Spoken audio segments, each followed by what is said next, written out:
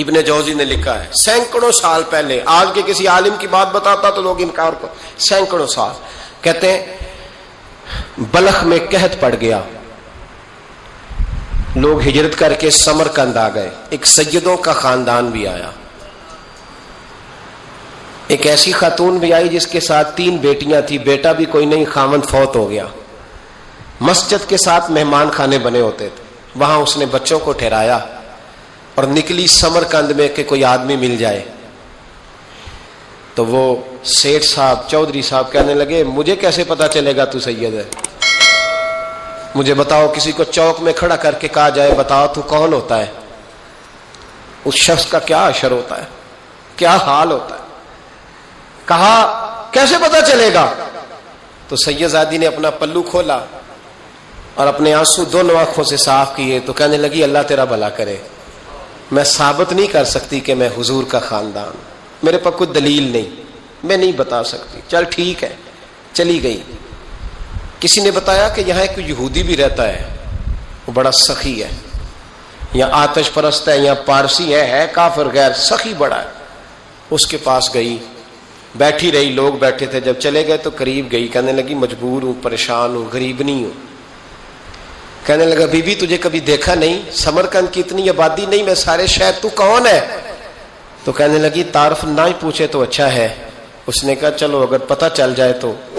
کہنے لگی میں مسلمانوں کے نبی کی اولاد ہوں، مسلمانوں۔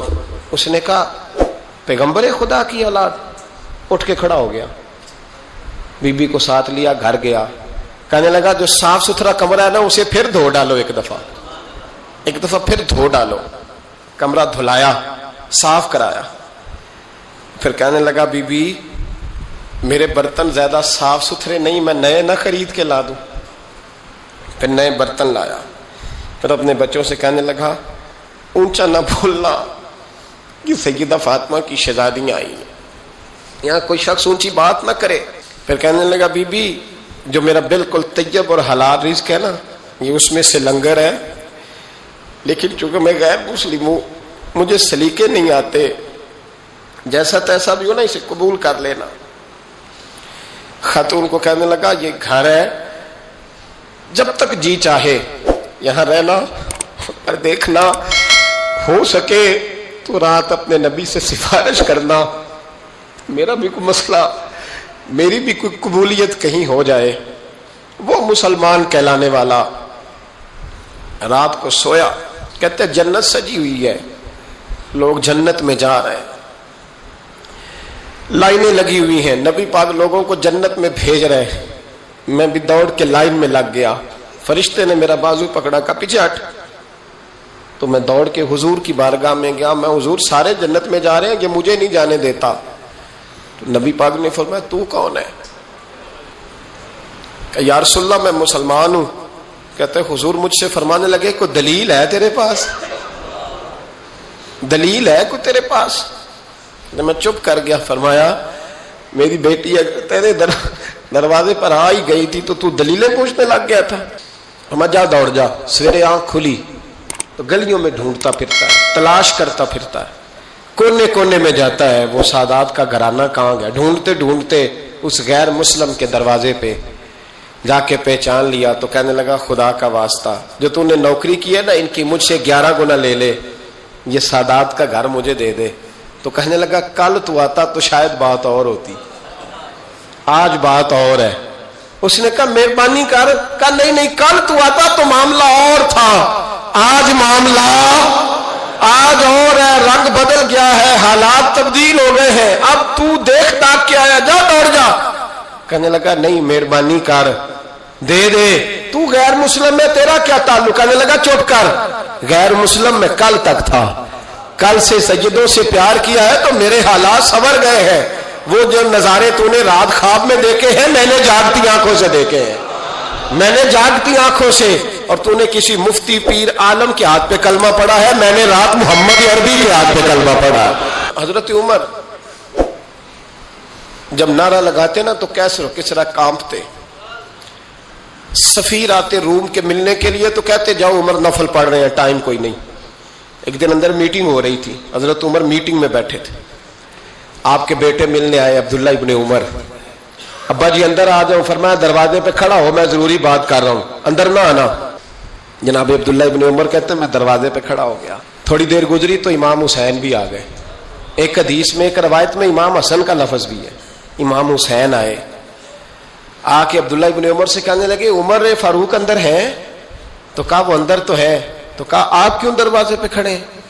کہنے لگے ابا جی نے کہا ہے یہاں انتظار کرو, میں کوئی ضروری بات کر رہا ہوں. لیکن شہزادے میرے لیے کہا ہے, میرے لیے, آپ جانا چاہیں تو چلے جائیں. امام حسین کہنے لگے امیر المومنین کوئی بات کر رہے ہوں گے, میں ظہر کے وقت مسجد میں مل لوں گا, ظہر کا ٹائم آئے گا نا تو میں مسجد میں مل لوں گا. یہ کہہ کے چلے گئے. حضرت عمر باہر آئے تو حضرت عبداللہ ابن عمر سے کہا کہ کوئی آیا تو نہیں؟ عرض کی حضور حسین ابن علی آئے. حسین ابن علی. تو کہا اندر کیوں نہیں بھیجا؟ کہا میں نے کہا تھا بے شک چلے جائیں, لیکن وہ کہہ رہے تھے کہ میں ظہر کے وقت مسجد میں مل لوں گا. تو سیدنا عمر فاروق فرمانے لگے عبداللہ تجھے تیری مار ہوئے, حسین کو کیوں واپس بھیجا؟ پھر عمر, دنیا داروں کے سامنے ڈٹنا, کھڑا ہونا عمر پہ ختم ہے, لیکن جو اندر کی بات ہے نا, روح کی, جو عقیدت کی بات ہے, جو وفا کا رشتہ ہے, اس کو کون سمجھے؟ یہ جو روح کی مجبوریاں ہیں, یہ جو وفا کی مجبوریاں ہیں, اسے لوگ کیا سمجھیں؟ انہیں کیا پتا کہ مرشد کے بیٹے کے پیر چومنے میں حسن کیا ہوتا ہے. انہیں کیا پتا کہ جب استاد کا بیٹا گھر میں آتا ہے تو دل کرتا ہے مکان بیچ کے اسے دے دیں, اس کے باپ کی نیکیاں بڑی ہیں. جناب عمر فاروق دوڑے گئے, امام حسین کے دروازے پہ دستک دی. امام حسین باہر, کہا شہزادے یار ملنے آئے تھے, بغیر ملے کیوں آ گئے؟ عرض کی کہ آپ مصروف تھے, آپ کے اپنے بیٹے بھی دروازے پہ کھڑے تھے, تو میں واپس آ گیا. امام حسین کہتے ہیں عمر جذبات میں آ گئے, سر سے پگڑی گر گئی, کہنے لگے حسین میرے بیٹے کا اور حسین کا کیا مقابلہ؟ کیا اس کی ماں کا نام فاطمہ الزہرا ہے؟ کیا اس کی نانی کا نام خدیجۃ الکبریٰ ہے؟ کیا اس کے نانے کا نام محمد مصطفیٰ ہے؟ اور پھر سر سے پگڑی اتری تھی, اپنے بال زور سے پکڑ لیے, کہنے لگے حسین میں نا مکے میں اونٹ چرایا کرتا تھا اور ڈنڈوں سے مار کھاتا تھا اپنے باپ سے. یہ جو آج ساری دنیا میں عمر کے نعرے لگتے ہیں, یہ تیرے نانے کا صدقہ ہے. شہزادے میری وفا اور میری وفا میں جب تیرا دل کرے نا دوڑ کے آ جایا کر. عمر تو لوگ, ایک دن امام حسین نے آ کے نا جناب فاروق اعظم سے کہا, خطبہ دے رہے تھے بچوں کی تبھی شروع میں, پتہ نہیں کیا بات آئی امام حسین کے دل میں, کہنے لگے عمر نیچے اترو, یہ میرے نانا کا منبر ہے. تو حضرت سیدنا عمر, سنو کبھی میرا بھی بچہ آ جائے تو میں کہتا ہوں اس کو پکڑو یار, بچوں کو تو نہیں نا جمعوں میں مطلب ذکر کیا جاتا, اترنا میرے نانے کا منبر ہے. جناب عمر اتر کے نیچے کھڑے ہو گئے, تو کہا جا کے اپنے نانے کے منبر پہ بیٹھ. تو حضرت عمر رو پڑے, کہنے لگے شہزادے میرے نانے کا منبر ہی کوئی نہیں ہے ہی نہیں, یہ منبر یہ مصلی یہ تیرے نانے کی شان ہے, میرے نانے کا کوئی منبر نہیں, تیرے ہی نانے کا منبر ہے.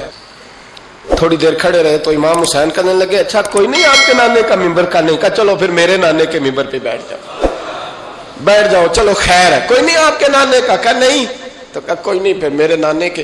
جب حضرت عمر بیٹھے تو بڑا شاندار جملہ کہا, فرمانے لگے میں منبر پر مرضی سے نہیں بیٹھا تھا, مجھے ابو بکر نے بٹھایا تھا, اور پھر حسین کے کہنے پہ میں اترا ہوں, اب مجھے حسین نے بٹھایا ہے, اب کسی کی جرت ہے تو عمر کو اتار کے دکھائے, اب میں حسین کا تیری نسل پاک میں. یار کتنی بے شرمی کی بات ہے, لوگ امام حسین کو باغی کہیں. وہ حضرت امام اعظم ایک باغ میں بیٹھے تھے, شاگرد ساتھ تھے, تو کتابیں بکھری ہوئی تھی, کچھ لکھا جا رہا تھا, بکھری ہوئی تھی کتابیں. امام محمد بھی بیٹھے تھے, امام ابو یوسف, کئی اور شاگرد بیٹھے تھے. تو جب لکھتے ہیں نا یہ لوگ تو حوالوں کی تلاش ہوتی ہے, کتابیں بکھری ہیں, صفحے بکھرے. بچے گیند کے ساتھ کھیل رہے تھے, تو گیند اچانک باغ میں آئی, تو ایک چھوٹا سا بچہ گیند لینے آیا, تو امام اعظم اٹھ کے کھڑے ہو گئے. وہ بچہ گیند لے کے چلا گیا, کتابیں ساری پھر بکھر گئیں, جو گود میں رکھی ہوئی تھی وہ بھی نیچے گر گئیں, کچھ صفحے بھی گر گئے. تھوڑی دیر کے بعد وہ بچہ چلا گیا, امام صاحب بیٹھ گئے, پھر آیا, گیند گری آ کے باغ میں, تو وہ پھر بچہ لینے آیا, وہی بچہ. امام صاحب پھر کھڑے ہو گئے. وہ کئی بار آیا, جتنی بار آیا کھڑے ہو گئے. کئی لوگ صبر نہیں کر پاتے, جلد باز ہوتے ہیں آج کل کے شاگردوں کی طرح. تو ایک شاگرد بول پڑے, کہنے لگے حضور وہ تو بچہ ہے 100 دفعہ آئے گا. اب 100 دفعہ کھڑے ہوں گے. فرمایا تو 100 کی بات کرتا ہے, یہ 1000 دفعہ بھی آیا تو میں کھڑا ہوں گا. کہا حضور بچہ ہے آپ کیوں کھڑے ہو گئے؟ فرمانے لگے معمولی بچہ نہیں, میرے استاد کا پوتا ہے. تو جس نے مجھے اللہ رسول کا نام بتایا اس کا پوتا ہے تو میں کھڑا نہ ہوں. اگر استاد کے پوتے کا یہ ادب ہے تو بتاؤ محمد عربی کے نواسے کا کیا ادب ہے؟ رسول اللہ صلی اللہ علیہ وسلم. لوگ سمجھتے ہیں ہم قائل نہیں ہیں وہ والی شہادت بیان کرنے کے جس میں کہتے ہیں ہائے حسین تو سکینہ تو زینب. ہمارے بزرگوں نے ہمیں یہ سبق, ہمارے بزرگوں نے ہمیں بتایا کہ امام حسین کی شہادت اس طرح بیان کرو کہ نوجوانوں میں جذبہ جہاد پیدا ہو, عورتیں صبر کا پہاڑ بن جائیں. اس طرح شہادت ہم وہ والی. لیکن ایک بات ضرور ذہن میں رکھیں, یہ جو لوگ کہتے ہیں نا بڑے مظلوم تھے پانی نہیں آ سکا, میرے سے حوالہ دیکھے جس نے دیکھنا ہے, میرے سے حوالہ دیکھے. میرے سے حضرت امام حسین میدان کربلا میں تھے تو تھوڑی سی جگہ کھود کے نا امام حسین نے تو خندق کھودی. خندق کھودنا عرب کا رواج تھا, مدینے میں بھی خندق کھودی گئی, اس کا نام ہی جنگ خندق. تو خندق کھود کے نا آگ جلائی جاتی تھی, یہ حفاظت کا ایک ذریعہ تھا تاکہ دشمن نہ آئے. تو امام حسین نے اپنے خیمے کے سامنے خندق کھود کے اس میں آگ جلائی تاکہ پردہ رہے, عورتوں کے پاس کو دشمن نہ آئے. تو ایک شخص سامنے کھڑا ہو کے کہنے لگا حسین تو نے دنیا میں ہی آگ جلا لی ہے. معاذ اللہ ثم معاذ اللہ. کہنے لگا آگے تو آگ ملے گی, یہاں جلا لی ہے. تو امام حسین کہنے لگے میں حکم دیتا ہوں آگ کو کہ تجھے ابھی پکڑ لے. لوگ کہتے ہیں مظلوم تھے, میں حکم دیتا ہوں آگ کو تجھے ابھی پکڑ لے. یہ لفظ امام حسین نے کہے. میں 3 کتابیں تو میری لائبریری میں ابھی ہیں جن میں حوالہ ہے, 3 کتب سے, اور آج کل پرسوں کی کتاب نہیں, سینکڑوں سال پرانی. جب کہا نا میں حکم دیتا ہوں تو وہ آدمی گھوڑے سے نیچے گرا, گھوڑے سے نیچے گرا, اور گھوڑے کی رکاب کے اندر اس کا پیر الجھا. گھوڑا ڈر کے اتنا دوڑا کہ جا کے اس آدمی کو آگ میں پھینک دیا. امام حسین کے سامنے جل کے مر گیا. یہ حسین ابن علی ہے. یہ ابھی حکم دیتے تو فرشتے ابھی آ جاتے, یہ ابھی بات کرتے تو ساری دنیا کی فوجیں ابھی اکٹھی ہو جاتی, یہ ابھی حکم دیتے تو ابھی آ جاتے. اور سنو, اگر جناب اسماعیل کے لیے دمبا آ سکتا ہے تو وہ تو حضرت ابراہیم کے بیٹے تھے, اور یہ تو مصطفیٰ کی اولاد ہے, ان کے لیے کیا کچھ نہیں ہو سکتا. لیکن امام حسین نے پسند کیا تھا کربلا کے جہاد کو, اس کو پسند کیا تھا مولا علی نے, وہ اپنی پسند پہ تھے. کوئی آدمی اس طرح نہ بیان کرے کہ بڑے مظلوم تھے تو بڑی مشکل میں تھے تو بڑا روتے تھے بڑے, اور کوئی شخص ایسی بات. یہاں تو تماشا لگ گیا ہے, تماشا لگ گیا ہے. ایک وہ ہے جو آج کل کہہ رہے بس جی وہ تو 2 شہزادوں کی جنگ تھی, انہیں بھی شرم نہیں آتی, اور ایک ممبروں پہ چڑھے ہوئے ہیں, چہرے پہ داڑھی کوئی نہیں, سر پہ ٹوپی کوئی نہیں, بازاری سا انداز ہے, کبھی دوڑ کے ادھر جاتے ہیں, کبھی بھاگتے ہیں, کبھی کہتے ہیں اونچا بولنا, پیروں پہ کھڑا ہونا. یہ لوگ بیان کریں گے امام حسین کی بات, یہ لوگ بیان کریں. بیبیوں کے مصائب پڑھ رہا ہوں, وہ اور بیبیاں ہوتی ہیں جو ہائے ہائے کرتی ہیں, واہ ویلا کرتی ہیں. یہ میرے نبی کا خاندان ہے, یہ میرے نبی کا خاندان ہے, نبی کا خاندان. میں حوالہ دکھاؤں گا, مجھ سے سنو حوالہ. حضرت سیدہ زینب نے سارے جنازے دیکھے, بھتیجوں کو, بھانجوں کو, سب کو شہید ہوتے دیکھا. عورتیں ڈرتی میت کو ہاتھ نہیں لگاتی, چیختی ہیں بیبیاں. لیکن حضرت جناب زینب نے پتہ کیا دیکھا تھا؟ وہ سننا ذرا. امام حسین کی لاش مبارک کربلا میں پڑی تھی, اور امام حسین کا سر کاٹ کے نیزے پہ چڑھایا گیا تھا, اور وہ بیبیوں کے سامنے خالی سر چڑھ رہا تھا, اور سینکڑوں میل کا سفر کر کے دمشق کے بازاروں سے گزرتا وہ سر گیا. آج میں سر کی بات نہیں کرتا, سر کی. آپ مرد ہیں, جوان ہیں سارے, یہاں کسی کا کٹا ہوا ہاتھ پھینک دیا جائے نا, ہاتھ تو لوگ چیخے مار کے دوڑ جائیں گے. بلکہ ہاتھ تو دور رہا, کسی کی انگلی کاٹ کے یہاں پھینکی جائے تو لوگ چیخے مار کے مرد دوڑ جائیں گے. لیکن کٹا ہوا سر دیکھا, لاشیں دیکھے. یزید کا دربار آیا, بی بی صاحبہ کو نا ایسے عورتوں نے اپنے حالے میں لیا ہے. سیدہ زینب وہاں بیٹھ گئیں. تو جب بولا نا یزید دربار میں, کہنے لگا کہ دیکھو اللہ نے عزت والوں کو عزت دی, معاذ اللہ ثم معاذ اللہ. اور میرے مخالفین کا کیا حشر ہوا جب اس نے دیکھیں نا، ایک آدمی مجبور ہے، مقہور ہے، اتنا لمبا سفر ہے، غربت ہے، پیاس ہے، بیماری ہے، کیا انداز ہے جب اس عالم میں یزید کے دربار میں اس نے گستاخی کی امام حسین کی. یہاں لوگ کہتے ہیں کسی کو کچھ نہ کہو، کیوں نہ کچھ کہیں، جو سیدنا امام حسین کے بارے میں بات کرے گا زبانیں کھینچیں گے اس کی، جو صحابہ کے بارے میں بات کرے گا ہم کرنے دیتے ہیں. یہ کیا بات ہوئی؟ گستاخی کرنا، بے ادبی کرنا، یہ کون سا دین ہے؟ یہ تو تم بے دینی پھیلا رہے ہو. سنو، جب اس نے بے ادبی کی تو سیدہ زینب چپ نہیں رہی، بلکہ حضرت زینب بولی اور کھڑی ہوئی، اور آپ نے تلاوت کی قرآن مجید کی اور آیتیں پڑھی، کہنے لگی وَتُعِزُّ مَن تَشَاءُ وَتُذِلُّ مَن تَشَاءُ بِیَدِکَ الْخَیرُ. اور آپ فرمانے لگی یزید تو کہتا ہے تیرے مخالفین پسپا ہو گئے، تجھے عزت ملی. آپ فرمانے لگے یہ تیرا دربار ہے نا، یہ تیرا سجا ہوا ہے نا، تیرا اس وقت ڈنڈا چلتا ہے نا. فرمانے لگی چند سال ٹھہر جا، تیرے اوپر لوگ لعنتیں برسائیں گے. اور فرمایا جب جمعے پڑھے جائیں گے تو لوگ میرے حسین کے نام کے خطبے پڑھیں گے. فرمایا آج یہ تیرا دربار ہے نا. حضرت نعمان بن بشیر صحابی رسول تھے، وہ کہتے ہیں میرے قریب ایک نابینا صحابی بیٹھا تھا، سنو سنو حوالہ میں دکھاؤں گا. کہنے لگے میرے قریب اس وقت یزید کے دربار میں ایک نابینا صحابی بیٹھے تھے، جب بی بی زینب نے یہ بات کی نا تو وہ نابینا صحابی میرا ہاتھ پکڑ کے کہنے لگے نعمان علی آ گئے، یہ تو علی کی آواز ہے، علی آ گئے. جبریل امی بول رہے ہوں جیسے، حکمت کے گوہر رول رہے ہوں جیسے، دربار دمشق میں وہ زینب کا خطاب منبر پہ علی بول رہے ہوں جیسے. کہنے لگے علی آ گئے، علی، یہ تو علی کی آواز ہے. جناب نعمان بن بشیر کہنے لگے نہیں، علی جب بولتے تھے تو بڑا رنگ ہوتا تھا، ابھی تو زینب کھل کے بول ہی نہیں رہی، ابھی تو زینب ستائی ہوئی ہے، ابھی تو زینب زخم کھا کے آئی ہے، ابھی تو زینب پیاسی ہے. کاش زینب ترو تازہ ہوتی تو زینب خطبہ پڑھتی تو علی کی طرح گرجدار آواز نکلتی. یزید کے محل کانپتے، جبریل امی بول رہے ہوں جیسے، حکمت کے گوہر رول رہے ہوں جیسے، دربار دمشق میں بی بی زینب کا خطاب منبر پہ علی بول رہے ہوں جیسے. وہ مسکینوں کی طرح منتیں نہیں کر رہے تھے، ہائے پانی ان کا مزاج ہی نہیں تھا، بلکہ وہ دلیر لوگ تھے، دلیر، اور بر موقع بر محل بولتے تھے. یزید آیا دربار میں، جب یہ سارا قافلہ وہاں پہنچا تو یزید دربار میں آیا، اور جب وہ دربار میں آیا تو بادشاہوں کا طریقہ ہے، گاڑیاں اب ہمارے بادشاہوں نے روٹر والی گاڑیاں رکھی ہوئی ہیں، وہ یوں یوں چلتی ہیں، شور ہوتا ہے پیچھے. اس زمانے میں کہا جاتا تھا با دبا ملاحظہ ہوشیار، پیچھے ہٹ جاؤ، نعرے لگنے لگے. تو یزید کا ایک ناخلف بیٹا امام زین العابدین سے کہنے لگا تیرا باپ کہاں ہے؟ دیکھ یہ میرے باپ دادا کے نعرے، دیکھ میرے باپ کے نعرے، تیرے کدھر ہے؟